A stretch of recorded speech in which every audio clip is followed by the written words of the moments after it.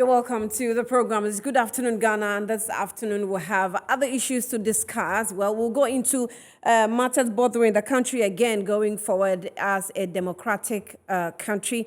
Can we boast of good credentials? The former president has been making comments, and that has to do this time around with our judiciary.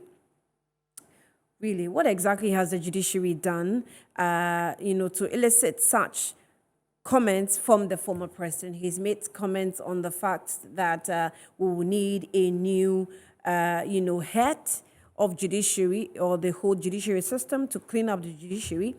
Or he also have said that the unanimous 7 type of caption that's been given to the judiciary is dangerous for our democracy. What is going on within the judiciary that we have to look into that's making former President John Dramani Mahama make such comments?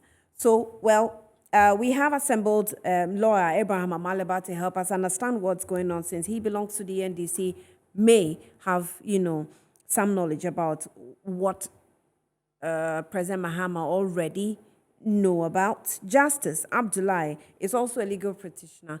He will join us in the discussion. We'll give you some excerpts of what has been said by the former president as we go forward. Meanwhile, remember that His Excellency Nana Dankwa Akufo-Addo has indicated elsewhere to some people he was addressing in the Gushegu, in another constituency, that we're lucky, or they're lucky, to have had him as president, or to have him as president at this point in time when they are requesting for some developmental. Let's take a breather. When we come back, we'll take you through the journey and then we'll kickstart the discussion.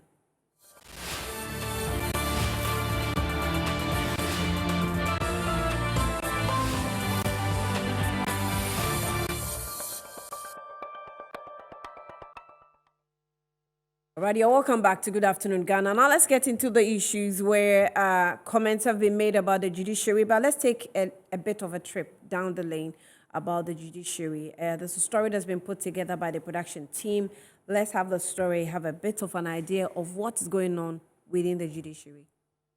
Speaking at the gathering of lawyers of the National Democratic Congress on Sunday, General Secretary Johnson Asiedu Nketia expressed concern about the ill treatment given to lawyers who are perceived to be members of the party. According to him, certain state institutions deliberately blacklist NDC lawyers, while some judges also prejudge cases involving NDC attorneys. We are aware of the intimidation you suffer in your profession, the leaders of your profession and the judiciary. I'm told that if you appear before certain judges, they prejudge your case because you are not with a certain group. And so all this, if you are a lawyer and judges become biased against you, it represents a huge cost to your reputation and many other ways. Former President John Dramani Mahama accused the Ghana Legal Council of being under excessive government control. It is therefore worrying that there remains deep-seated perceptions that institutions like the General Legal Council exist to intimidate lawyers who are critics of this government and deprive qualified students from studying for professional law certificates. How do you raise confident, independent, and creative lawyers with a focus on problem solving when during their training you tie their hands behind their back and suggest that they learn to accept oppressive rules without contest? In addition to this is the inexplicable ambivalence of the government and the government-controlled General Legal Council to meaningfully expand access to legal education. NDC stands by its promise ahead of the 2020 elections that it will do all that is possible to expand access to professional legal education and ensure that all who are qualified and aspire to become members of the bar are able to do so. The 2-day event is on the theme, the NDC at 30, the past, the present, the future, the role of the NDC.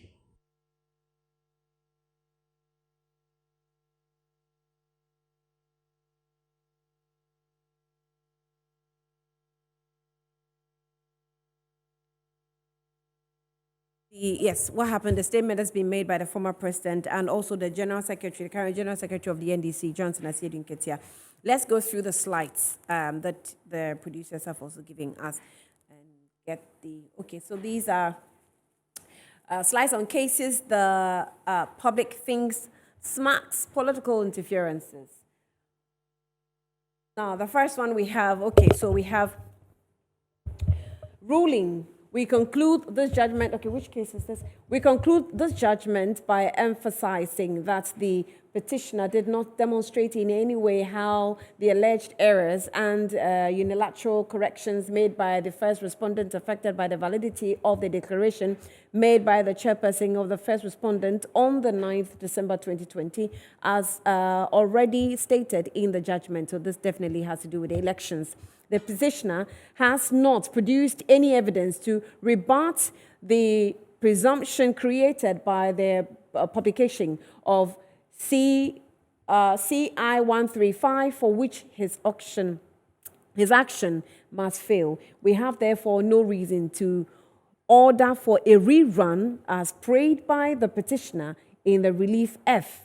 We accordingly dismiss the petition as having no merit. So this is the 2020 elections. Now, James Judge-Quayson's dual citizenship case as well. The Supreme Court on April 13 ruled that the Member of Parliament MP for Asin North constituency, Mr. James Judge-Quayson, cannot hold himself out as legislator pending the determination of the case, challenging his eligibility as MP. The Supreme Court, by a 5-2 majority decision, said Mr. Kwesi, who has been sued by Michael Nimfa, a resident of Yamransa, in the central region, for not renouncing his Canadian citizenship at the time he picked nomination forms to contest the December 7, 2020 parliamentary elections, cannot go to Parliament to conduct business. Opuni versus Justice Wanyenuga also says that the Supreme Court on April 13 ruled that the Member of Parliament MP for Asin North constituency, Mr. Judge-Quayson, cannot hold himself out as a legislator pending the determination of the case, challenging his eligibility as MP. The Supreme Court, by a 5-2 majority decision, said Mr. Quayson, who has been sued by Michael Nimfa. Okay, I think I read this one. Yeah. So let's go to the next. Thank you. On the e-levy suit, the Supreme Court dismissed the application for an injunction against the implementation of the electronic transaction levy by directing the Ghana Revenue Authority GRA to preserve the records generated since the levy implementation on May 1, 2022. In response to the ruling, the minority leader, Haruna Idrisu, said he is satisfied with the court's directive to the GRA until the substantive case is determined. Now, this was after 3 MPs, led by the minority leader, went to the Supreme Court to declare, there's a typo, so pardon us, went to the Supreme Court to declare that the approval of the implementation of the e-levy was contrary to the law.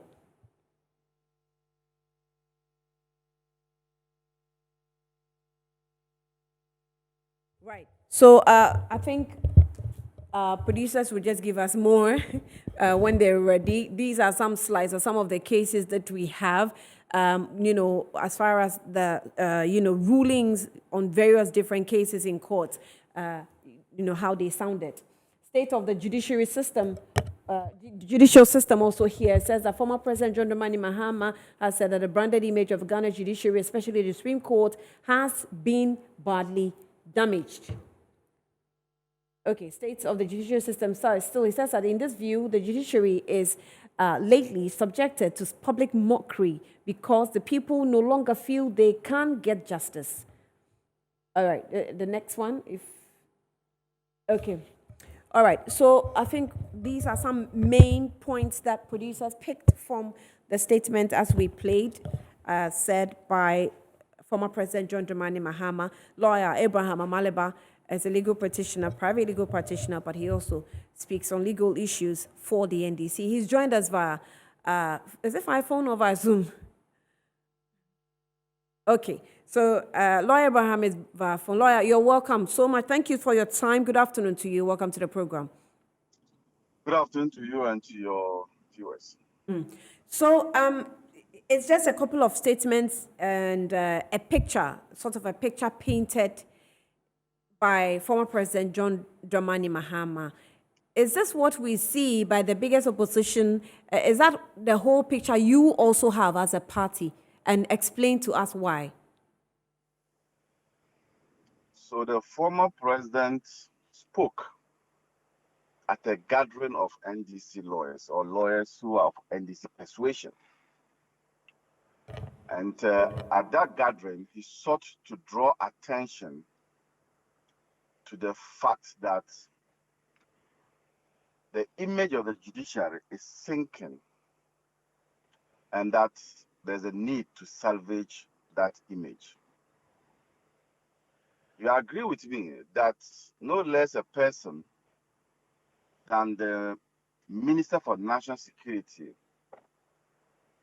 saying that the rulings in which one side of the political divide is always losing cases is a threat to national security. I didn't say this. Google it. And so what the former president said yesterday at our gathering is not new. So to put in context the reasons for which the former president said that is to say that the president sought to caution the judiciary. And you realize that he went further to say that there's a need for a reform, and he thinks that a new Chief Justice will be able to champion that reform. A reform in which the image of the judiciary would once again be uplifted. Don't forget that the last place that we all go to when we feel that our rights are being trampled upon is the judiciary. And so to have that institution's image being battered, I think that it is not good for all of us. And so he sort of was interested in bringing this to light and also requesting that there should be some reforms so as to uplift the image of the judiciary. On what basis did the former president come to a conclusion, or maybe the legal body of the NDC, on what basis did you come to a conclusion that the Ghanaian public no longer trusts in the judicial system that we have in the country and therefore makes mockery after every, ruling? On the same basis that the national security stood and made that conclusion of judicial rulings being a threat to national security. The mockery, you all see it. You all see the 7-0 advert. Is it advert or you will say a clip or whatever? And that to me, as a lawyer, it depicts a bad image of the judiciary. So that's the mockery aspect. And I've given you the basis. The basis is that when you have one side of the political divide constantly complaining of rulings against it, and then the national security also comes to highlight same, then there must be cause for worry.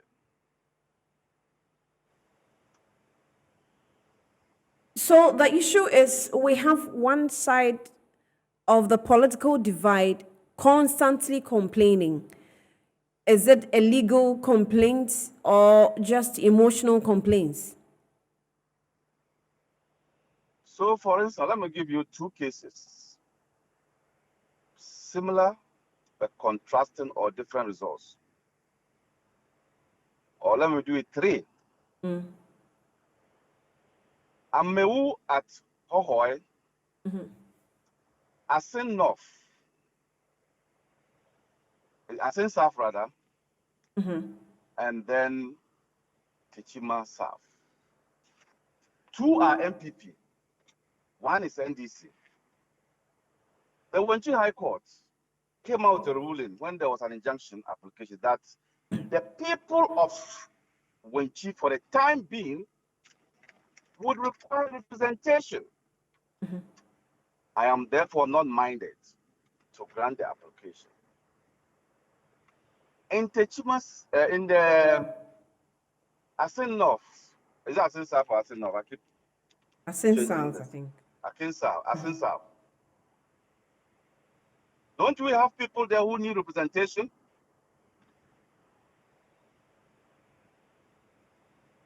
Check Amewu, and injunction was placed on him, but it was reversed.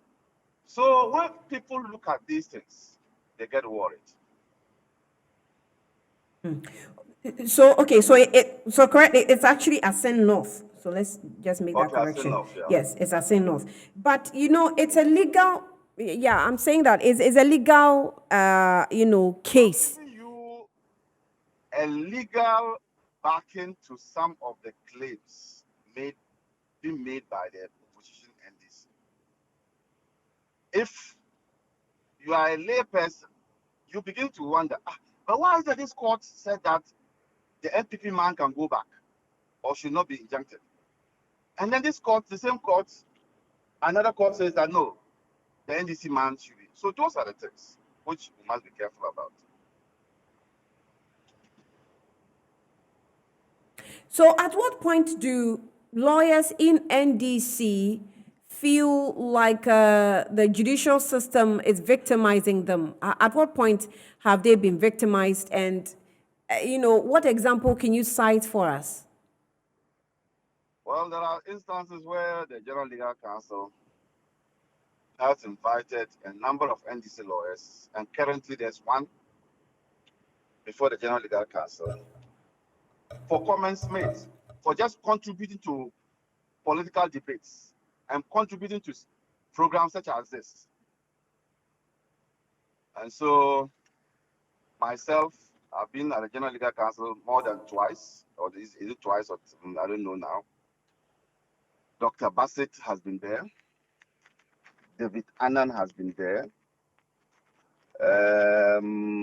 Chris Akume has been there. Not because of any professional misconduct, not because they took somebody's money and didn't pursue the case or didn't prosecute the case, just because you speak your mind and that is seen as offensive.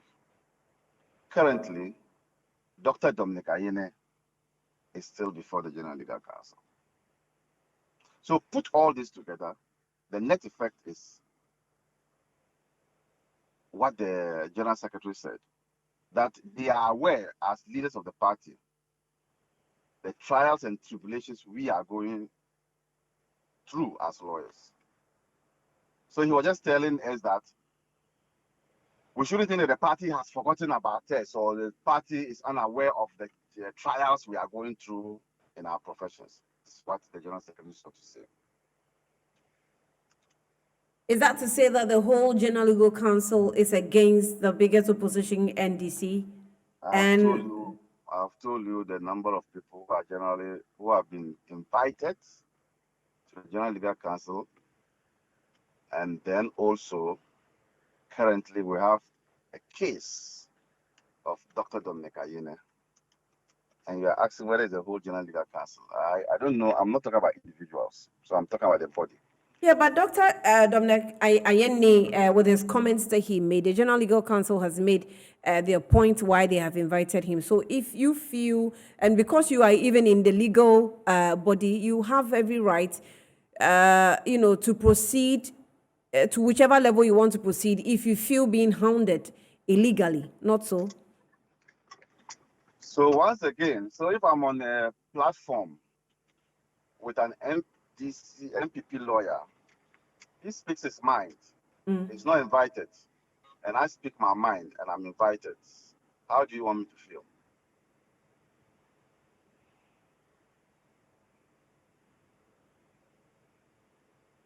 Or probably the lines will be drawn depending on what each of you says. So that is where we feel victimized. And so the party general secretary, who is the administrator of the party, speaking at an NDC lawyers conference, is simply saying that you guys are doing a great job, but we know there are challenges. These challenges, we are not unaware, we are aware.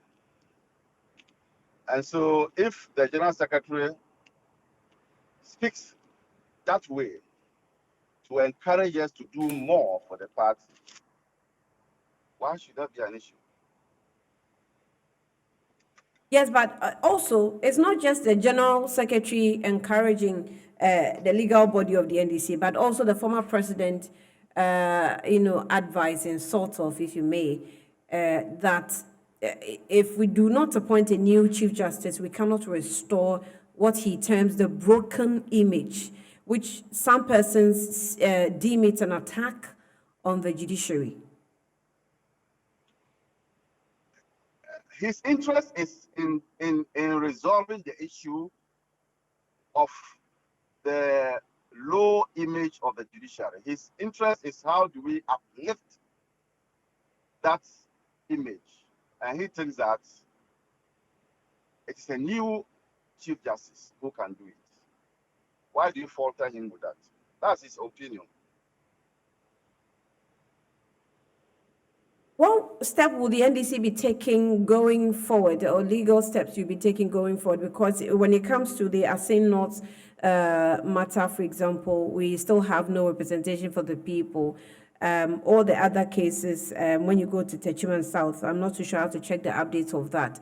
What steps are you taking going forward, since you know that, or you believe you've lost touch with the judiciary, or if you have lost the judiciary? Because most of these issues has to do with the legalities of the persons involved. So how are you going to, solve the matter going forward? As lawyers, we will still remain within the confines of the law, no matter the outcome. Yesterday, our luminary, Tachichikata himself, told us that he's never,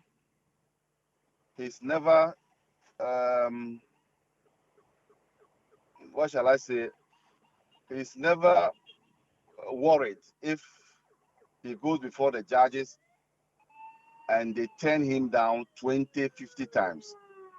What is important is for him to put up a good case and leave the rest to the judges. So we'll continue to put up the best that we can within the confines of the law and allow the judges to continue to give their rulings. But we think that it is a public image that we are worried about. So I received this message. It says that former President John Dramani Mahama scathing attacks on the judiciary is most unfortunate, and the same must be condemned in no uncertain terms. You don't take the judiciary to cleaners just because your election petition has been jettisoned. Now, that's unbecoming of a former president. In any event, need I remind the former president that the PNDC he leads today supervised, okay, I'm not going to read this one, but this one says that the law courts is not a forum for emotional tantrums. They deal with evidence, facts, and law. And that's the point I was making earlier. So maybe you, as lawyers, as you stated, you have to proceed to court on some of the issues that you're not really, satisfied with, not so. I've told you that we as lawyers, we are undaunted. We will continue to stay within the confines of the law. But is the judiciary above criticisms? Are our parliamentarians not paid by the taxpayer? Don't we criticize them? The executive, are they not paid by the taxpayer? Don't we criticize them? So if there's a criticism of the judiciary, I see no reason why such a comment will come from somebody. I think you read somebody's statement. Yeah. That amounts to an attack on the judiciary. At what point would citizens be allowed to critique and question the work of the judiciary? Do you have an answer to that question you asked now? As a lawyer, I mean, do you have any advice for the public if we have to criticize the judiciary? What I dislike is attacking the judges. Say that they are ugly faces. I dislike that. What I dislike is insulting them. I dislike that. But what I will always stand by is when people critique, like I just did in the 3 cases. That I think I will stand by that. But not to attack them personally, not to insult them personally, but question the reasoning and the rulings. That I will do. So I ask a question. If the people of Techima South need representation in Parliament, don't the people of Asin South, Asin North, need a representation in Parliament? I will always ask that question. And if anybody joins me in asking such questions, I will stand by it.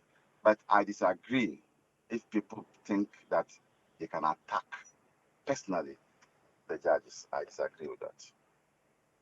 Right.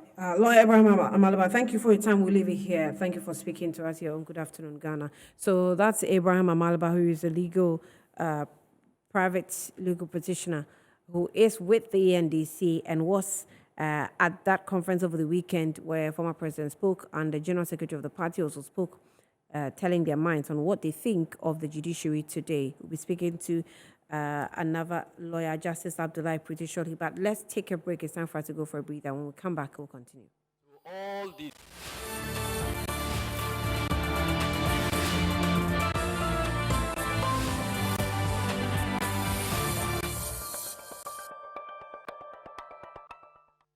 You're welcome back to the program.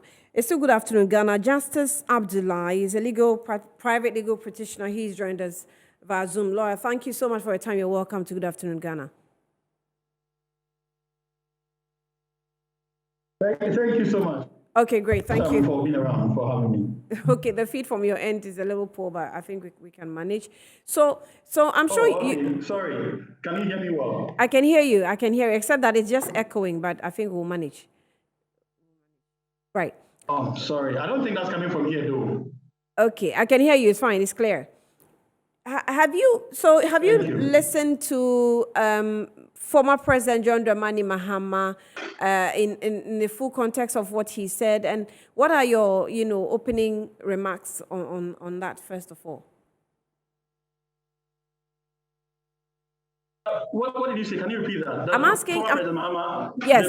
Yes. I'm asking if you've listened to his comments about the judiciary, asking for the fact that it's only a new Chief Justice that can clean the broken image of the whole judicial system, and the unanimous 7 title for the judges that seem to have damaged the image of our judicial system. What do you make of? What's your first or opening remarks on that?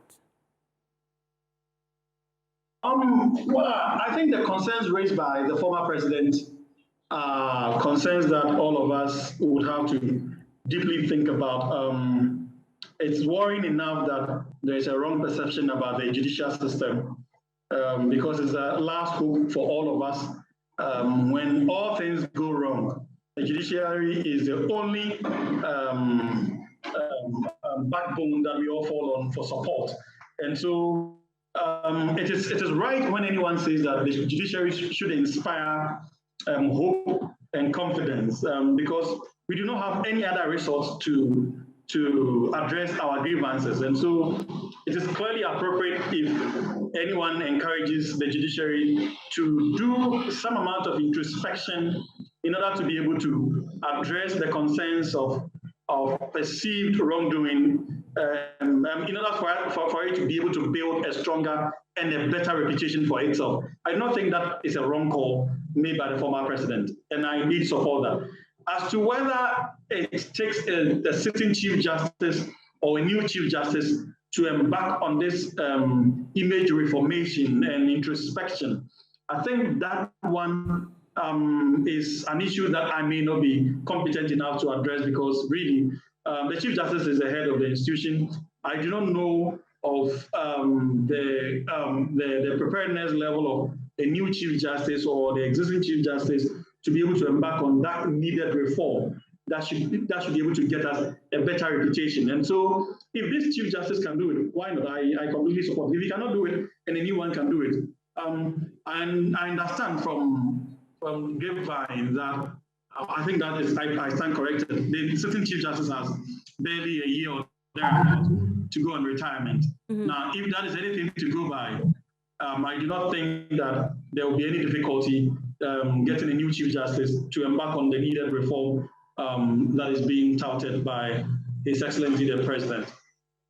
How dangerous are these comments, coming from the opposition that is obviously indicating it is not satisfied with the results that's coming from the judiciary? I mean, we are legal body, we are legal brains. If there is a ruling that doesn't go down well with you, you obviously know the path to take. And if you can provide evidence that justice has been twisted, then good for you. But to make blanket comments, how dangerous is this for the country as a whole? If I understood you correctly, I don't think the position is that unanimous decisions are wrong in itself. Unanimous decisions have always been part of the judiciary. It will never change simply by changing the Chief Justice or even by changing the President. If the decision must be unanimous, it will be unanimous, irrespective of who a Chief Justice is or who the President is. And so that one shouldn't be a basis to call for a reform. My support for the call for a reform is the perceived wrongdoing on the part of the judiciary. If you have a judiciary that has, before 2012, for instance, had a very good reputation, and of course, we have had issues with corruption and other things, but there were clear attempts in addressing the corrupt practices. And so if political decisions since the year 2012 has changed the narrative negatively in the eyes of the general public, I would not want to believe that it's a perception of an NDC or the NDC or the legal fraternity within the NDC political party.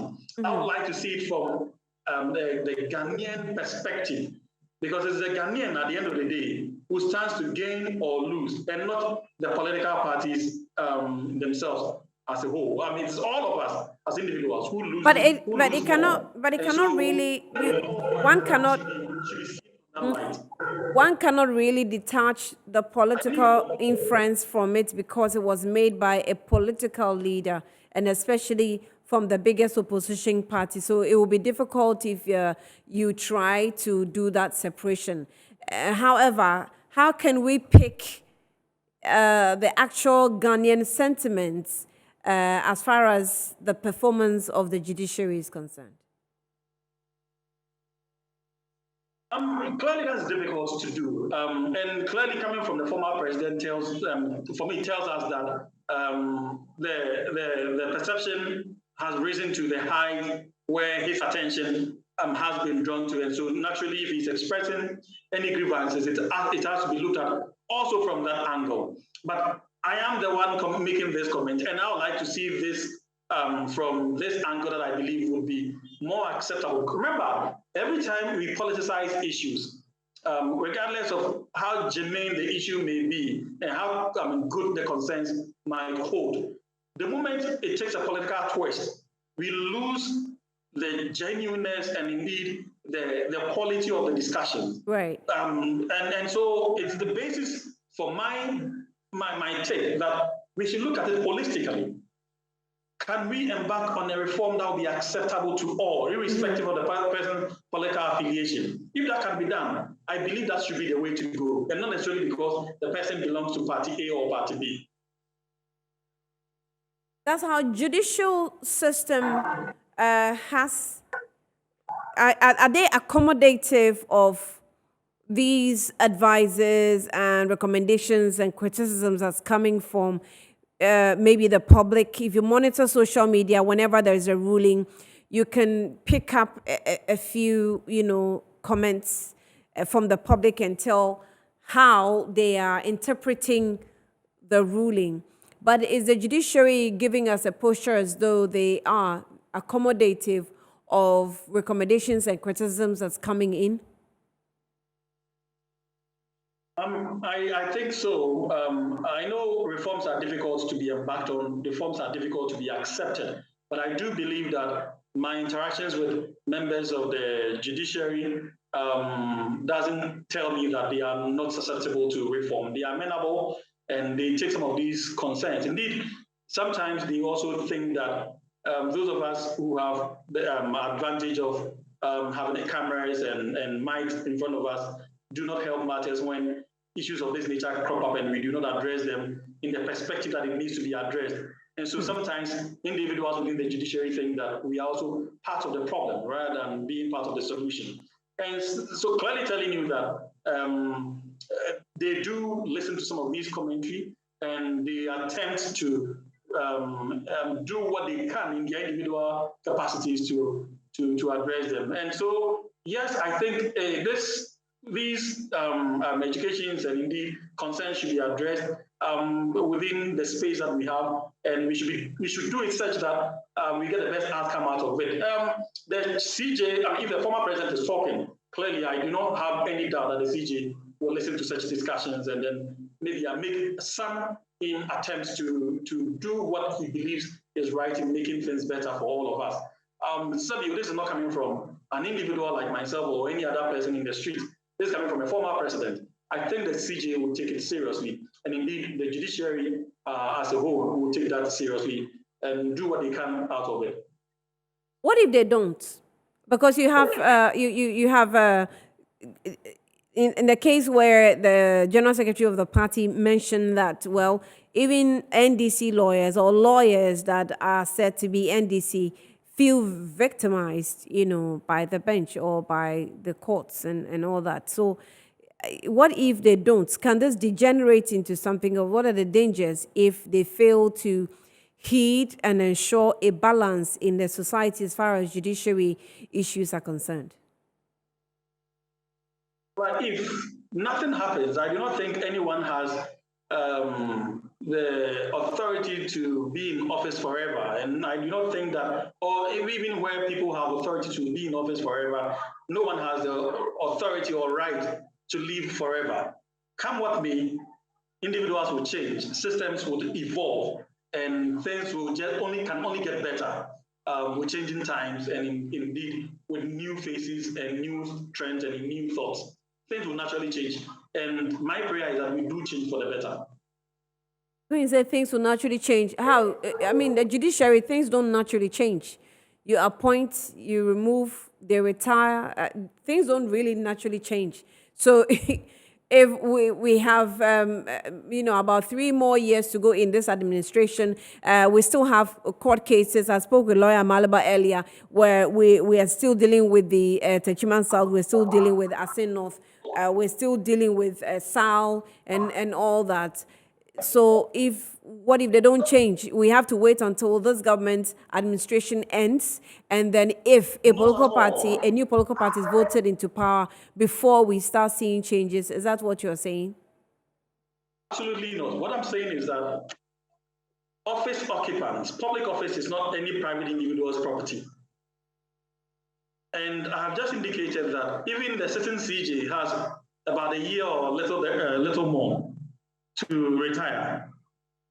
And so even if he's unable to embark on reforms at the time that he's in office, someone else will take over in 2 years or thereabout. If you're talking about the office of the president, for instance, the office would also change in 2 years or thereabout. New persons would come. Ultimately, new persons will bring in new ideas, new thoughts, new ways of doing things. And so even if you do not see change in a year or two, my belief is that time naturally would allow changes to happen. As to whether those changes will be to the negative or positive would be dependent on who occupies some of these offices. And we as society would have to keep pushing for the positive side of it. Any attempt to absolve ourselves from responsibility of making constructive criticism, making positive solutions available, and making our concerns and indeed making suggestions available to the authorities would be part of the problem if we do not make those things.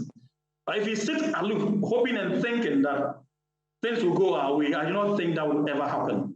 We have to make positive steps by making our views known, by making that constructive criticism known to the public and indeed to the powers that be. We would have to ensure that we push for positive change. We don't do that, we don't expect it to happen. We would all be victims at the end of the day. And to avoid that, we must all speak when we think things are wrong. When they are positive, we must comment. That is the best way to ensure that change happens.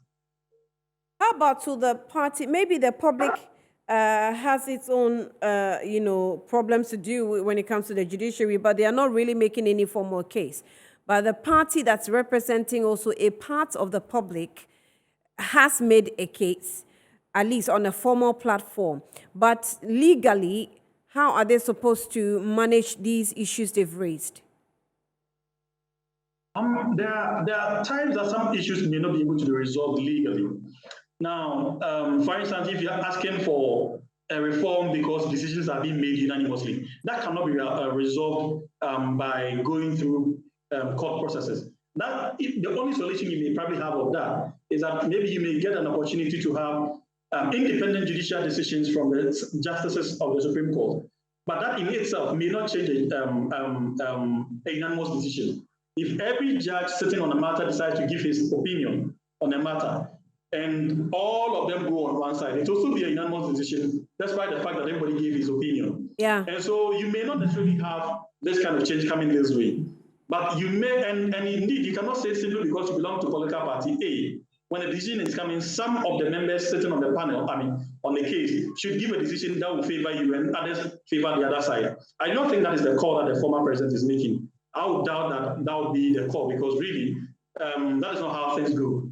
Because judicial decisions it's a process, and the process goes through rigorous legal processes that come to the conclusion that it does come to.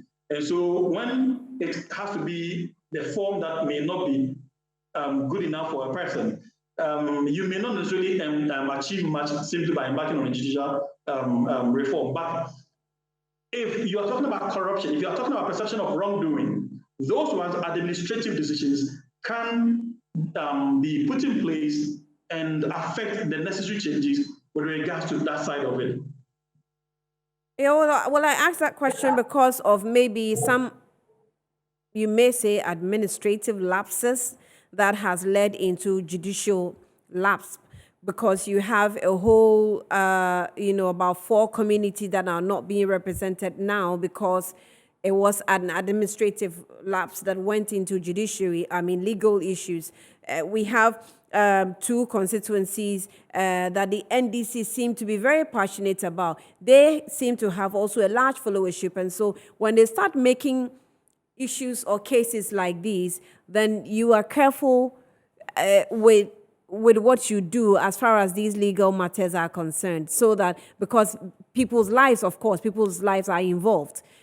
So you want to consider and at least give a hearing and make sure that everybody including members who don't seem to support your party, are represented, which is why I posed that question. So maybe going forward... Even with that question, yeah. Even with that question, my point is this. That issue can still be addressed through administrative protocols, not necessarily through legal protocols, because really, this is it. The number of times that a judge may decide to sit on a matter can easily be changed by a chief justice. The chief justice can give a judge a period of time within which to finish a particular case. And timelines can be given, and when these timelines are given, the judge will comply. And because the judge will ensure that the lawyers appearing before him also comply with his own timeline so that he can deliver on the speaker and the chief justice's timelines. So these are administrative decisions. These are administrative matters that can easily be addressed through the administrative protocols.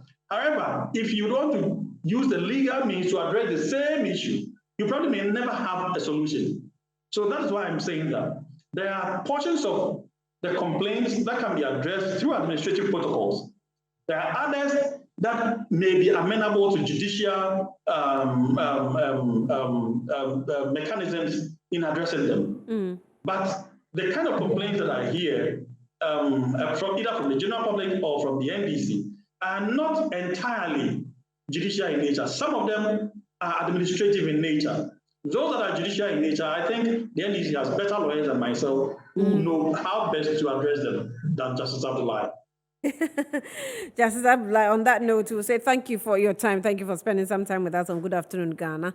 That's what time will allow us. Earlier on, we spoke with lawyer Abraham Amaliba on the same comments made by former President John Dramani Mahama. I was going to say former President Rawlings. But he so continued to rest in peace. But thank you for staying with us here on Good Afternoon Ghana. We're back on Wednesday, but watch the repeats tomorrow. Next is the Entertainment Review by the Entertainment Beautiful.